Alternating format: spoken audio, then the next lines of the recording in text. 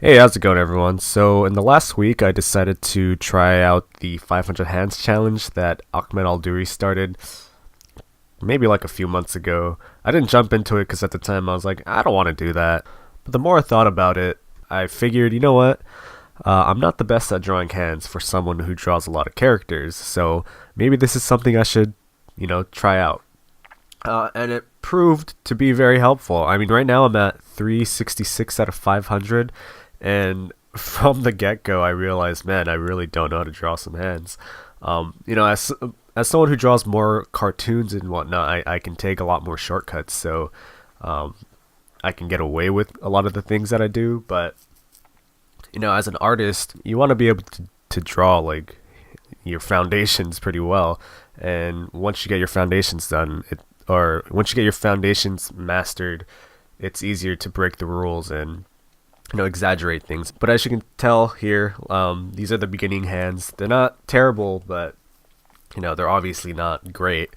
And I feel like after drawing 366 hands, I have a pretty good idea of what the structure of the hands are now. If you watch a lot of like Proco videos, you'll find that they're really helpful. A lot of people like to only post their good drawings, and I personally think it's important to sometimes show that you don't always draw something really good, and sometimes in your sketchbook there's just a bunch of bad drawings, and I think it's important that artists show that, because then people get this idea that the people that they follow and the people that they admire only draw amazing things.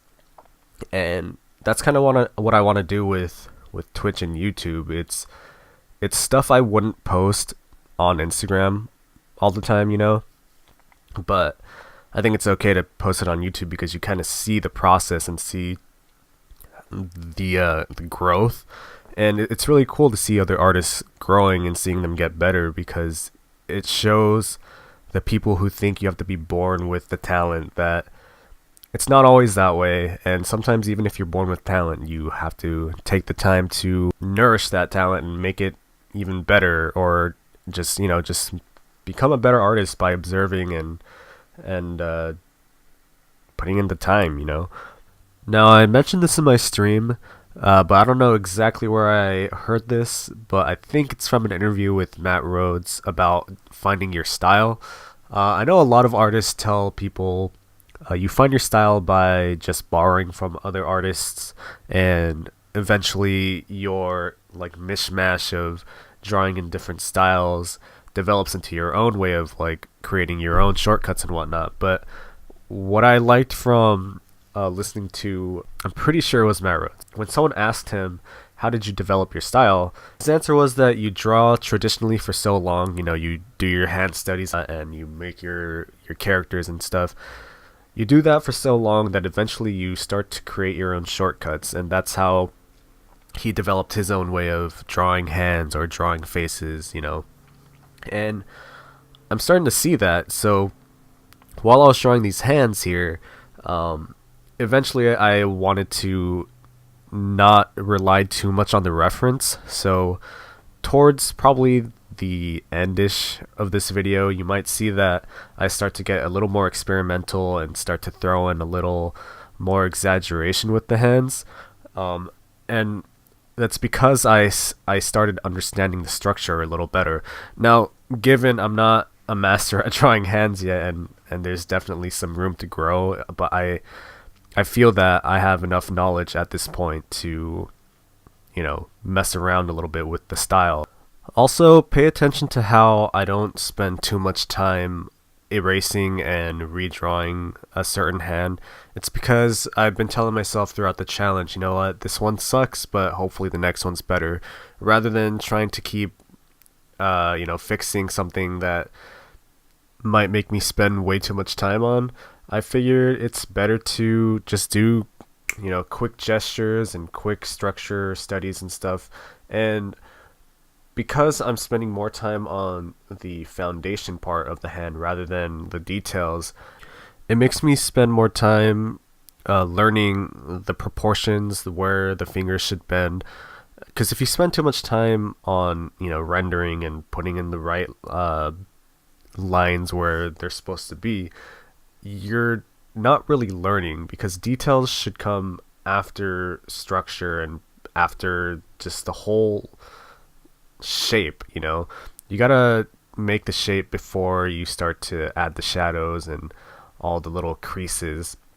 And that's especially important if you're gonna be working on like something stylized, because a lot of people in comics and in cartoons and anime and whatever you enjoy watching, if you pay attention, there's a certain lack of detail, and it's purposely done so it's easier to animate, or it makes the process faster.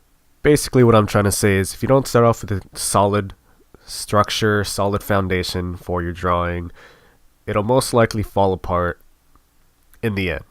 Just like a lot of these hands, because a lot of these hands I tried to take too many shortcuts, and you can tell that they don't look right. But that's what this sketchbook thing is for. It's to just learn and figure out what you're doing wrong and what shortcuts you shouldn't take. Anyways, this has been a really good learning experience. I obviously need to finish the rest of the challenge, but I think I'm gonna make drawing hands a regular warm-up for myself, instead of just drawing random cartoon heads like I normally do, because that's something I feel like I've gotten relatively good at, just to draw random cartoon heads from imagination. I definitely think I want to do more of these challenges that help you, get better, get some mileage in. It's definitely eye-opening. I'm thinking about, subscribing to Mr. Aldoori's Patreon, because he does some like classes and stuff for those people that are his patrons, and they seem really helpful, and I feel like it's good to be part of a community that tries to help each other, and I kind of miss that. So you guys should check that out too, if you're interested in just having a relatively cheap education rather than spending thousands on college, if you can't afford it. But college is a whole other topic, so if you're interested in hearing me ramble about that, let me know. Other than that, I hope you guys enjoyed this video, and hope you guys think about maybe doing this challenge for yourself. I will see you in the next one. Goodbye.